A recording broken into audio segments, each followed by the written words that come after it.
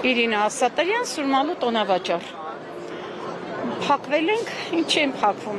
Որ չես կարողանում գործունեությունը արդեն կառավարել։ Նոր գրած օրենքների համար։ Ես բարձրաձայնեցի, որովհետև երբ որ մենք հանդիպել էինք, մեր կայունային հարցեր տվել, բայց լինում են փակվողներ, որ դուք այդպես այստեղից ասում եք, կամ փակվողներ, այսինքն դա ինչ է, վախացնելու միջոց է, որ չկա, հա, մենք ստում ենք, ես եմ ասում եմ, բարձրաձայնում եմ, ես փակվել եմ։ Ու շատ շատերը, եկեք, գիտեք խնդիրը մեր ինչումն է ու դժբախտությունը ինչումն է, որ դուք էլ սիրելիներս, մենք շատ գոհ ենք ձեզանից, որ լուսաբանում եք, եկեք Սուրմալու տոնավաճառ ու տեսեք ինչքան տաղավարներ են փակվում, բոլոր տեղերն են, ես Սուրմալուից եմ, դա եմ ասում, փակվում են, մայրածախը կործանվում է, ուղղակի, ինքնազբաղվածություն ունեցողները լրիվ արդեն չգիտեն ինչ անեն, սա վիճակ չի ժողովուրդ ջան։ Ինչու է պայմանավորված։ Օրենքներով նոր գրված եւ տուգանքներով, ամենասարսափելին։ Ինչ չհասրեցին տուգանել։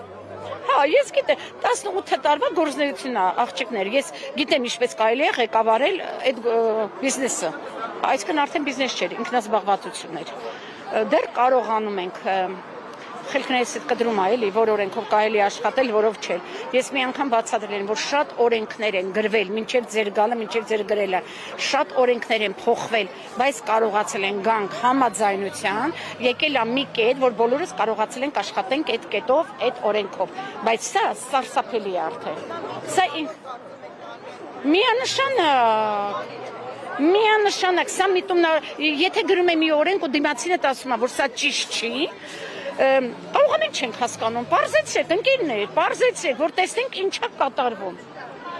Ուզում են բյուջե լցնեն միայն տուգանքներով, որովհետև առևտուր չկա, բիզնեսը կործանվում, նորից եմ ասում, կամ միայն ուզում են, որ մեծը մնա, խոշոր բիզնեսը մնա, բա միջինն ու փոքր ինչ անելու։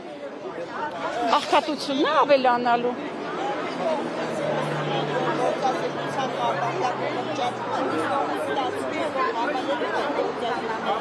Ով ասում կրճատվում։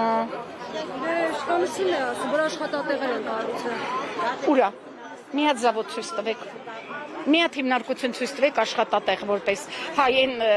վերխոյացող շինարարական այս սիրուն նորակառույց բնակարանները, որ կան բանվորները ու շինարարների մասին խոսքը, հա նրանք աշխատում են։ Բայց խոսքը գնում է այն մարդկանց, որ հարգելի պետություն, դու ոչինչ չես տվել, այդ մարդիկ 20 տարի առաջ իրանց ուժերով հիմնել են այս փոքրիկ բիզնեսը, զբաղվել են այդ բիզնեսով, պահել են ընտանիք, որ գա հասնի այսօրը, կոնկրետ ես եմ ասում, որ թոշակառու եմ արդեն, ու հանգիստ ապրել էլի, իր այդ փոքրիկ թոշակի հետ կարողաներ հանգիստ ապրել ու չլիներ աղքատության այդ շեմին, որովհետև կարծում են բոլորդ եք հասկանում 50,000 դրամով, իմը 42,800 է, բայց գցում եմ